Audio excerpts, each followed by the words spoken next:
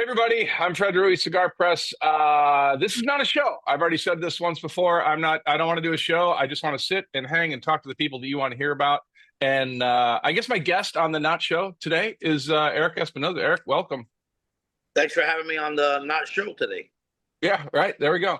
I got to say this right out of the gate because I don't even know if I've seen you since the show or seen you since this was all coming out. And I've got a bunch of stuff that I want to ask you. But anyway, I can count on one hand the last several years the number of cigars at the show and coming out and stuff that I liked. Just there's been a couple. I mean, back in the day, they used to be like, oh God, there's like six great cigars, whatever like that. Now it's pretty lean, good cigars, but not great cigars. This Knuckles Sandwich Puro is a fucking home run. Can I swear on this show? Oh, well, it's not a show. Yeah, of course I can. I appreciate it, bro. Look, we took a lot of time to make that. I went down to Nicaragua one time, and Hector and I and AJ was growing that wrapper, and we always try to do different things. I don't want two cigars to taste the same, but Right. what people don't realize, you knowing that, being in the business, you know this, but a lot of people don't know this. There's not that much different type of tobacco. Right. You gotta do. I've asked monsters in this industry to name me 10 rappers without duplicating the rapper. Like what I mean by, don't tell me criollo, gorojo, whatever, because that's Right. Habano. There's not that many. So whenever we find something new, we want to, even though it's still a Habano wrapper, but it's grown in Nicaragua, so it's going to give you different flavors. So we wanted to make something that, that it was all Nicaraguan and be one of the first to do that. I don't know if anybody else is doing that. I could be wrong. I really don't know. I haven't done my due diligence on that. But, to make a cigar, 100% Nicaragua being, in my opinion, the best place to grow tobacco now. Cuba has the best soil, but they don't do things the right way. They don't ferment, irrigate. They don't do what they're supposed to do. So I put Nicaragua number one. And, and the cigar is just outstanding. I mean, we gave tons of it away at the show. The opening party we gave away at the Cigar Aficionados Q&A. We gave a bunch of cigars away. We wanted everybody to try the cigar. If you were at that trade show and you didn't get to try the cigar, well, I mean, you were in a dungeon and never came out because we gave so many of that away. It was ridiculous. Yeah, I'm not gonna lie. I mean, I got it the first day, and then I went back the next day. I'm like, "Hey, Jack, can I try that Puro?" And he's like, "Dude, I literally handed you one yesterday." I'm like, "I don't know what you're talking about." So let me ask you this.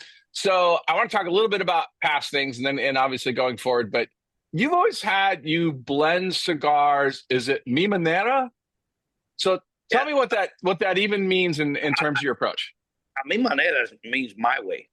Right. So being a big a big I'm drawing a Frank Sinatra fan, the song My Way, and then when you interpret a song, it's a mi manera, So I'm a type of person that being an alpha and I know I'm an alpha. There's people that call themselves and I know that I am. I was just the way I was brought up. I was raised, to be a man's man, to do things the right way, and I do everything I do everything my way. You understand? But it's the right way. I'm not trying to be pompous about this. When somebody's better than me, I'm the first one to say, hey, this guy's better. So I gave Hector the reins because Hector was going down there a lot more than me. So Hector surpassed me. He was going more. He was in it a lot more than I am. And Hector loves it a lot more than I do. I have a big passion for this industry. But my side of it is being in the States, selling, doing events, doing what you and I are doing now. Right. And I handed over the reins, and Hector got into a little accident, and I've had to go back and a little bit until he doesn't get better. But that's basically what that is. I mean, manera means doing things my way, but I'm very open-minded. I had this conversation with somebody. I'm 58 years old. My son's 32. I listen to him. A lot of people don't. Yeah. I need to know what's in, what music, what sneakers, what's this, what's that. Because seriously, because we have to improvise. We have to do. I'll tell you a funny story. I was, we needed a cigar for Lozona Palooza last year, and we come up with funky names, whatever. And so I told him, I got it. And he goes, okay, Dad, what is it? I go, Funky Cold Medina. And he looks at me and said, what the fuck is that? What is that? Yeah. That's Eric. You've never heard of Funky Cold Medina? He goes, no, what is that? That's a song. That's one of the most popular songs. And he's like, I never heard it. I'm like, dude, I'm getting old, man. Yeah. I'm getting old, but you know, I like to listen to people that know more than me. I'm not that guy that I know everything. I don't know everything. I don't, you know. But it is what it is. Hey, the background, because I'm in the warehouse and stuff like that. I don't know. You get I don't hear anything. I don't hear anything. You're good. Cool. Yeah. Okay. So 2012, you've got this vision, Espinosa Cigars, and you've got it in your head. So what about how you started and as the company grew surprised you? Like what was easier than you thought? What was harder than you thought? And that whole process, you're a lot different now than you were then. Well, no doubt. I was forced to do this. I never wanted my own company. I never wanted my own factory. None of that shit. I was doing great. I'm telling you, I was making FU money. I was making more money than most owners in the companies. I was repping it in Florida. I was an independent broker. I would make 10% of all the sales. And I had the monsters, Drew Estates, Alec Bradley, Right. Carib imported cigars that were Camacho. I had Gurkha and Kojima and La Flor Dominicana. And then I had some little bundle business and cigarette. I was making over $1 million a year. It was crazy. I'm telling you, back in those days, when I tell you crazy, it was crazy. But and then I kept losing my job. I kept winning Salesman of the Year and getting a pink slip at the same time. And and I tell the guy, how do you fire the person that made you the most amount of money? I said, well, it's the nature of the beast. And without mentioning names, I shook one guy's hand. I said, one day I'm going to be your competition. So I started. I took my kid out of college. I'm like one of the few dads that's ever done that. You know, I told him, bro, take that online. I need your help. And you know, and I started. This was dark days, Fred. Really, really tough times. You know, I had to go and buy back my product from a catalog company because I didn't even have cigars. I don't have a manufacturer. I don't have cigars. I don't even know who's making them for me. And I took that shot. I went down to Nicaragua. I had people to help me, though. I mean, you know, Jonathan and Marvin from Drew Estates helped me tremendously. You know, and AJ helped me tremendously, you know, because a lot of people didn't want to see me succeed, bro, because they knew I knew a lot of people, you know, and there's somebody else. Right. In Nicaragua, and I'm talking about Nicaragua. Nicaragua, you go down there, you know, all they want to do is show you the garbage that they can't get rid of, you know, and it's the Wild Wild West down there, you know. And then when I started buying, that started growing, I started buying more tobacco. It was garbage. What they want to sell you 10 great bales and 5 bullshit. So I said to myself, you know, and then AJ, I was buying tobacco from AJ, and he goes, bro, you only want my good shit. And I said, yeah, bro. Because I can't do that. He says, I can't do that because then what am I going to do with the stuff? He goes, let me make you some cigars. And I said, okay, I have no problem with that. You know, let's go price. And that's why I have my own factory. But that's the reason why AJ makes some of the stuff for me, because I'm not going to cut corners, you know. So now I don't get stuck with the bullshit tobacco that they want to sell me, you know. Right. And I do the easier wrappers in Lozona and the harder to get wrappers from AJ. Yeah, that makes sense. So another cigar that you have that I like, the Laranja Reserve. And what's interesting about that, and I want to know the story behind that, but I'm also curious how, from running a business, because during the pandemic, my understanding is you had to make the business decision to pause production because of the wrapper scenario. So how do you go? I mean, how do you walk that line between quality and business and demand? Because a lot of your cigars sell out. I don't cut corners in life. Look, when you cut corners, you're in it for a short term. You can make money, but short term. Okay, and that's the way I live my life. I do my life. I say what I gotta say, as you know that. Right. Yeah. I'm very similar to you. Okay, you know, I'm going to say the truth though. And sometimes it bothers people, but I'm going to say the truth. And somebody told me, listen, change the wrapper. Nobody would notice this wrapper. I said, no, bro, I'm not going to lie to anybody. We had a 95 rated in Cigar Aficionado with that cigar. The business was booming. It was one of the hottest selling cigars in the country. Then COVID hit, and they weren't growing it anymore. I ran out of that wrapper. I couldn't find it anywhere. And I had no choice, so I didn't change the wrapper. I just didn't make it. And then now they're starting to grow it a little bit, and then we're getting some out there in the market. But the truth is, it doesn't sell like it used to. And and B, I don't have enough to sell. I don't have enough to make what I used to make for it to sell like it used to. So, but that came about because orange is my favorite color, and I was on the plane, and I went to Nicaragua to visualize to make a cigar with an orange band, but you gotta have a story. You gotta have something behind it. Yeah. And so I opened up the Admirals, the American Airlines magazine. I don't remember what it's called. I opened it up, and there was a little quote. It said, "Orange is the happiest color" by Frank Sinatra. And I thought that was cool. There you go. And that's a sign for you. Exactly. So when I went to Nicaragua, I went to buy some tobacco. Again, like I told you, they want to sell you garbage. Right. The guy opens his wrapper up, and it hits the sun. The sunlight hits it from the window, and it looked orange. And I'm like, what the? I said, what the frick is that? Oh, this is a Brazilian wrapper, a Brazilian Habano. I swear to God, this is the way this works. And I'm like, this is it. This is the wrapper I'm using. Right. And then we did it, and then. But here's the fucked up part about it. We called it Orange because if it was called orange, people would think it's infused. Right. Right. People today think it's a taste of citrus. We don't squeeze oranges or lemons. Okay, so that's what people think. So anyway, make a long story short, I took a couple hands back to the factory, started making, but to call it Orange, it's gotta look orange. So the one that looks orangey is the lighter wrapper. The darker one tends to look more like brown. Right. So I use the lighter wrappers, but the problem with the lighter wrappers is that they're more delicate, breaks a lot faster, as you know, being in the industry yourself. Yeah. So it was a tough decision. I said, let's run with it. Let's put cellophane on it. And if any of them crack and people start saying shit, I'm going to do videos saying, hey, listen, if it cracks, whether it's harm, but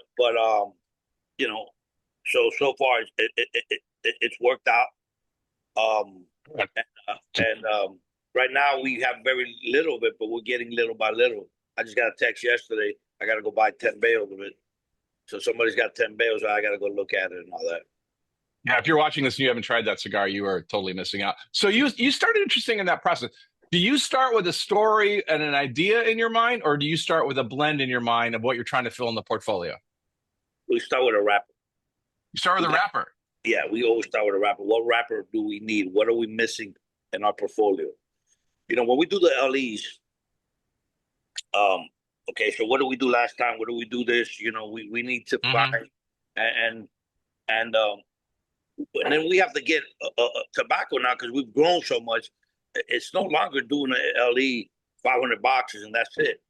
We got to find tobacco that we can do. I'll give you an example. We made 10,000 of the bombs, which you saw them. We sold them at the trade show, 10,000. Right. And I'm like, so now our LEs can't be 500 boxes, can't be. Right. They got to be up there because then you have a problem of who gets what. And then everybody starts bitching that. You get the calls from all over the country. Why did so-and-so got it before me? Why did this guy? Why did you send this so much? Why did you do this? Why did you do that? You know what I'm saying? And I tell everybody, listen, order it. I do videos. I had this one company go to the last day of the trade show, within the last hour of the trade show, and gave me this huge order. I said, I can't fulfill it, bro. Too late. I sold them out. Well, how can you leave me out? How do you leave me For Yeah, the yeah. last How do you day look of for the trade last? show. So you mean to tell me everybody in this trade show is more important than me? I said, No, they got there your first. fault. Well, I've had the order for 3 days. Dropped it out. You should have just came, dropped it off, said hi, and got the fuck out. I would have been happy with that. I would have been happy if you would have dropped it off and not even say hi. The fuck do I Yeah. care? Yeah. Your response back is, so you're telling me that everybody else in this trade show is more important to come to until you came to me. Yeah, that's my point. So Yeah. he's mad at me now because I can't send him, you know. And I mean, Ellie's are tricky because you want them to sell out. You don't want to have extra because then everybody's like, well, why is last year's Ellie still on the shelf? So it's like that fine line. You've got to pick a number that is really that you know you're going to sell. right, and not just sell. We wanted to sell in the stores also. So that's the way 100%. we operate. Because if we keep them stuck with it, then your next LE, they don't buy any. So yeah, we got to sell it. We got to promote it. There's a lot of things that we got to do to you know, to get it off the shelves and for people to be excited on our next LE, you know? All right. I don't want to take anything away from you, but I have to bring this up because it's probably the biggest question I get, and I'm sure it's one of the biggest questions you get. Let's talk Guy Fieri for a second. Knuckle sandwich. They're in the history of all celebrities. I don't care if you're talking about Jordan. I don't care if you're talking about Mike Ditka. Everybody thinks it's really cool to have a celebrity. In the sports world, the problem is like, yeah, that guy's cigar is going to sell in his area where he was a home team player, but he's not going to sell in the opposing teams. So then you start looking at actors and stuff like that. And there's been a couple that have come through, and it's usually a vanity cigar. It's usually not a guy that's involved in the industry. You have what is the benchmark of anybody that should even consider a celebrity, and I'm not sure it can be matched.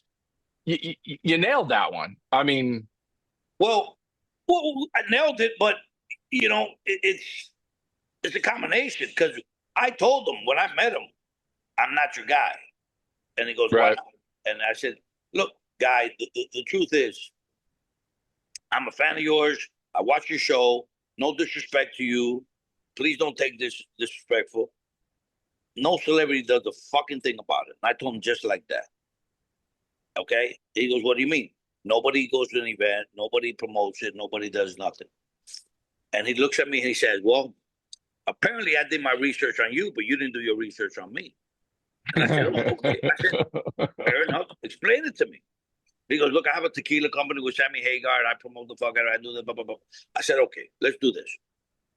Can you go to the trade show every year with enough time? If it's not a conflict of dates or something, with enough time, absolutely. Okay, can we follow you on Diners, Driving, and Dives?" He goes, "What do you mean?" "Wherever you're filming. When you're done filming, we'll be out of your way. Nobody got to be in the show. When you're done filming, do you have time to do events in whatever city you're in, 10, 15 minutes away from where your hotel room or whatever?" He goes, "Absolutely." Okay. And I go, "One last thing. If I have to get an attorney involved, I'm not going to do it." I said, "I'm a man of my word." I said, "Apparently you've done your research on me and you know who I am. I'm going to do a bad deal for me right now. Okay? This is a real bad deal, but I'm going to do it for you to believe in me. We're going to do this 50-50. Okay? Because you're telling me you're going to do this. We're going to do all the legwork. You're going to do the promoting. Okay? And I'm going to give you 50% of the profits of this. Okay? After everything is said and done. Okay? And I don't care if you donated or whatever. But as long as you say you're going to do. But I want you to know, we're going to sell as much as you want to sell. It's not just us. We're going to do the right thing. And I'm going to give you my word that I'm going to promote it, even though I make more money on my other stuff that I do on there. I don't care. I don't roll that way." He shook my hand and he said, "Let's go to work." And so far, you know, he's done everything he asked of. Yeah. Not just that. Yeah. Here's the issue that I have with some people and some manufacturers in our industry and all that. Some people are jealous, which is okay. Nothing wrong with that. But this guy's good for our industry. This guy knows a 100%. lot of 100%. This guy is helping every manufacturer. Why? He's got a cigar in his mouth everywhere he goes. He does commercials. He does this. He does that. He's got the knuckle sandwich shirt on. He goes to the NBA Finals, got a cigar in his mouth, and any sporting event, he's got a cigar in his mouth. He was doing the that music festival in Stagecoach or whatever in California with cigars in his mouth.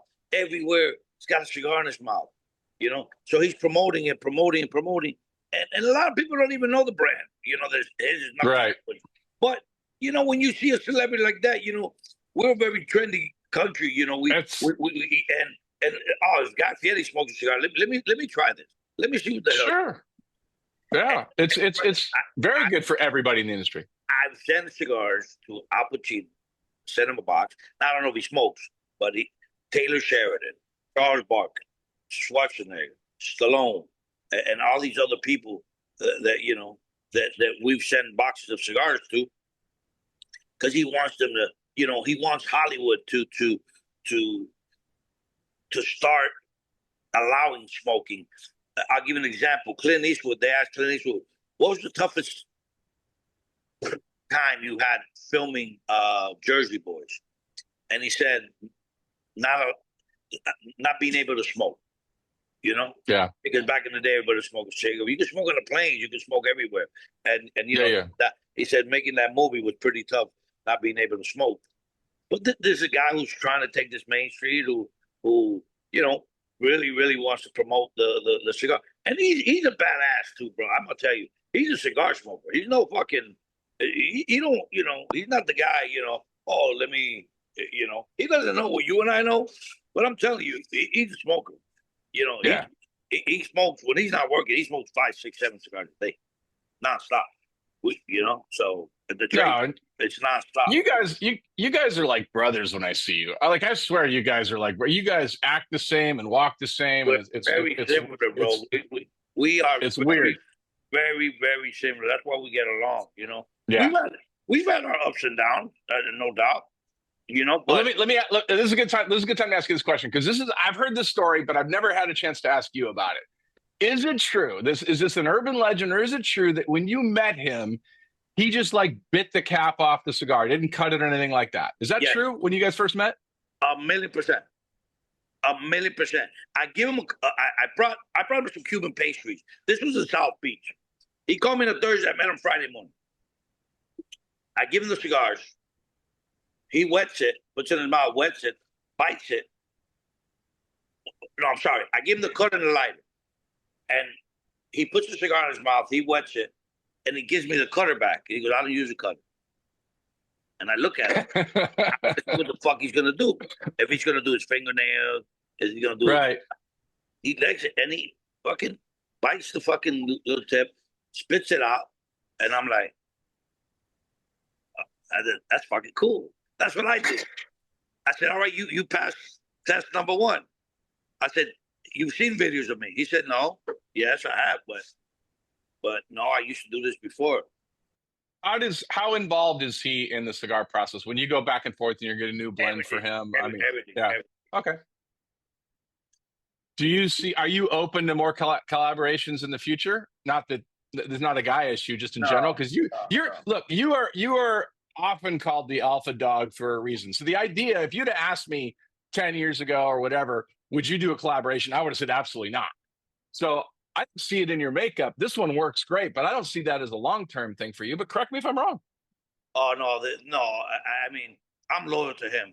You know, we're gonna do this to you know the wheels fall off. I want to do another one with. I wouldn't tell you I want to do a collaboration with somebody else, but what I won't do is with a celebrity. I mean, I might do a collaboration with another cigar company or something like that. But I mean, I've got so many people that I've asked and I've turned down. Said no, unless it comes from him. You know what I'm saying? And it's the right person. You understand? Right, I got you.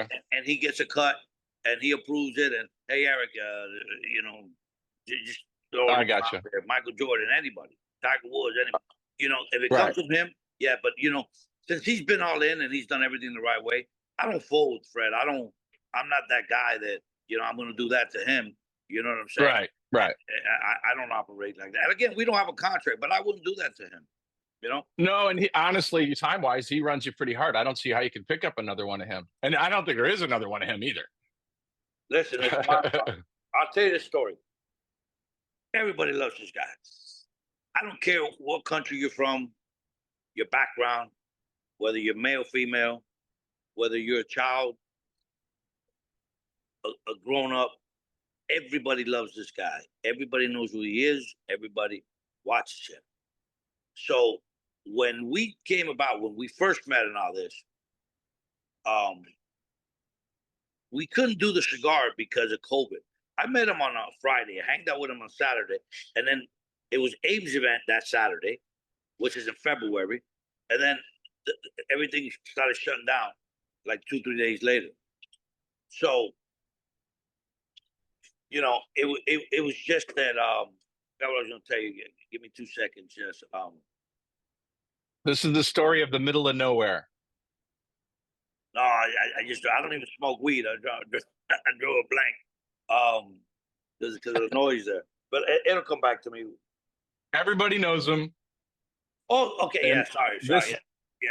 So we did the So we got to do his cigar. So he turned 55 years old. So we're making the So we talked. We had a meeting. How many boxes we're gonna do? All this, you know. Okay, we're gonna do 555 boxes. Okay, so we made bands for 555 boxes, shipped them down to Nicaragua, did everything. Then we have a meeting. I said, guys, who really cares about Guy Fieri's birthday? You know, we ain't gonna sell 555 boxes. I go, right. let's just make 55 boxes. We give it to him as a gift. He hands it out to 54 of his best friends or whatever, you know, and then, you know, and just give it to him and, you know, let him have fun with it. But what happened was we got 55 boxes in the shipment. The next shipment, we got 500 boxes that we didn't know we were getting. Oh. And I said, who fucked this up? Because we already had the band. We already had everything. I guess we didn't cancel it. I don't know what happened there. And I'm like, fuck. Now we're stuck with 500 boxes. Fred, we sold them in 30 minutes. We gave it to the reps. We sold that shit in 30 minutes, you know. And then the next year we did a lot more. And every year we have to do more. You know, we sold the chef special. We sold this out. We sold everything that has, you know. And you see the lines at the show of people who already have pictures with him. It doesn't matter. They make the freaking line again to get another picture with him, you know? Yeah. All right, let's shift gears a little bit, and then I'm gonna let you go. But I got a couple more questions before. You've been around a long time. We've both been in the industry a while. You've obviously way more road time than I ever had. But what do you see that has changed over time with cigar smokers, and how do you adapt to that? What do you see different from when you started versus now as far as the industry? Bro, you see more and more African Americans smoking cigars. But here's the beauty about that I flat out love. Because if you go to, I travel a lot. I'm always, you know, it doesn't matter where you're at. You know, I just got back from Iowa, Minnesota, everywhere you go, you know. Now, but the beauty of that is that, let's say you're in a shop and there's 20 black people there. 10 are women and 10 are men. It's like 50-50. Mm-hmm. You understand? Mm-hmm. When you go to Hispanics, it might be 95% men, 5% white. And then you go, Mm-hmm. you know, white Americans, you got 98%, Right. 2%. So it's bringing more women to you know, to our industry. And I hope that there'll be more, say, women's club and all that, and then it'll attract more and more women. For me, I find it very sexy for a woman smoking a cigar. Mm. I guess this is the industry I'm in, but if we can attract more women, okay, I also see a little bit more young people, because this used to be an old, you know, it used to be for old folks. You know what I'm saying? A cigar, because cigar was disgusting, cigar was this, cigar was that back in the day. But you see a trend of a lot more kids. You know, I wouldn't say kids, not use the word kids, but you know, 21. No, you're right. Look, we're the old guys now. Let's be honest. I mean, we're the old guys. So, Yeah, I mean, but you're right. So and younger shop owners now too. Sure. You know, But you see a lot more lounges opening up that's got alcohol, not just beer Yeah. and wine. You see a lot more of that. You know, and people ain't dumb anymore because there's so much education out there. There's so much social Yeah. media and all that. You can't get away with shit that you used to. You know, you can't lie to people because Right. they'll find out right away. You know, I remember when I Right. did a cigar, reggae and dread. There was a Jamaican. So the Jamaican tobacco was really bad. It really was. Jamaican tobacco back in the day was phenomenal, phenomenal. So I had to buy a bale, and just to prove to say, hey, listen, it does have Jamaican tobacco, but I didn't put a lot of it in there because it wasn't good. Because I don't ever want to get caught lying or that Right. Right. something to that effect. You Yeah. know what I mean? So those are some of the trends that you know people are too educated now. You can't tell them that. And what I like about the trends that are going, people smoke cigars from people who they like. Hmm.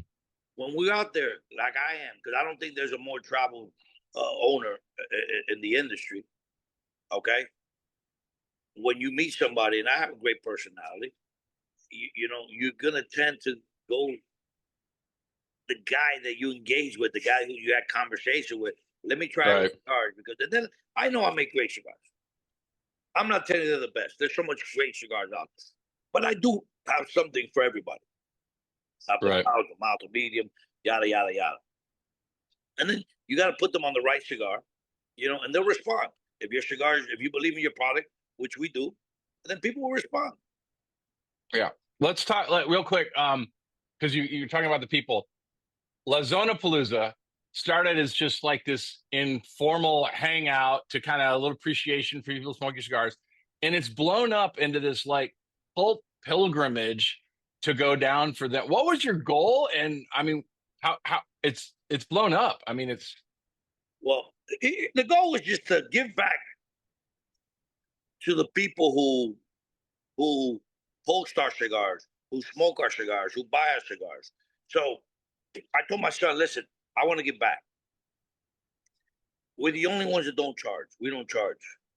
We do right. sell, like, you know, we do sell some Yeah, they got stuff they can buy there, and yeah yeah, LEs and you know and some swag and all that. You know, just to try to make some of the money back because we don't cut corner in foods, we don't cut corner in entertainment.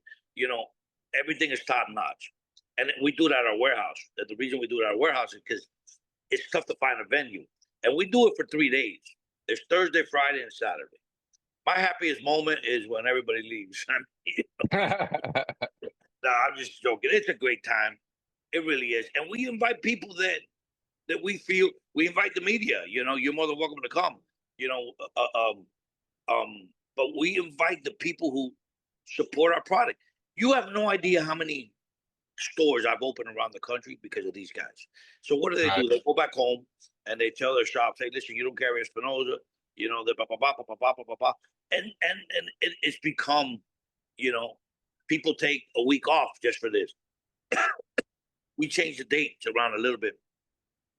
And everybody called me at the beginning of the year. Hey, I got to put in for my vacation. Do you know the Right. dates in the Zona Palooza and all that? You know, they look forward to this. We've never had an incident here. I do a little speech in the beginning. You know, no politics, no religion, no race, no gender, none of that. Don't talk about none of that bullshit. You can drink all you want, but if you get fucked up and you start bothering somebody, then you got to go. You can You're come out. back tomorrow, You're out. you know, when you're sober, but then you got to get the fuck out because I don't know the things that people have done, you know, to Right. to to you know to be there, you know. So, but that's how it started, and it's gotten bigger and bigger. Listen, if I can have a venue that can hold 1,000 people, we'll have 1,000 people. There's no doubt about that, you know. Right. But I'm No, looking for it's a pretty cool thing. Yeah, it's and, cool. and, It's cool to give back on there. yeah, we're the You only ones so that do that. yeah. You so last up, a newcomer may be familiar with your line or hasn't visited for a while, walks into Humidor with Espinosa boxes. what do you want to guide them to first? I mean, obviously you got a couple different profiles and stuff like that. What's the first impression you're going for? Is there a size you like? I mean, For a new consumer. yeah, to you, So not a new cigar smoker, but I mean, most people watching this are smart cigar smokers. okay, so I always ask everybody, what do you like? What do you smoke? Right. You know, how long you been smoking? Do you like Connecticut? Do you like mild, medium, full? You know, tell me some of the brands you smoke. You know, because I know a lot of brands out there. I don't know the blends, but I know there's medium, full, or full. So then when they tell me that, then I guide them to something. You know, what wrapper do you like? Do you like Maduros? You like natural? You like Connecticut's? So you know, you got to ask all those questions because you don't get a second chance to do a first impression. So you got to Right. ask them what they like. Because if they like full body and you give them a mild cigar, they ain't never buying your shit again. So we Right. always ask, and I tell all the reps when we have our sales meeting, ask. You always got to ask, you know, and then hopefully, you know, we get them on the right cigar and they love that cigar, and then you know.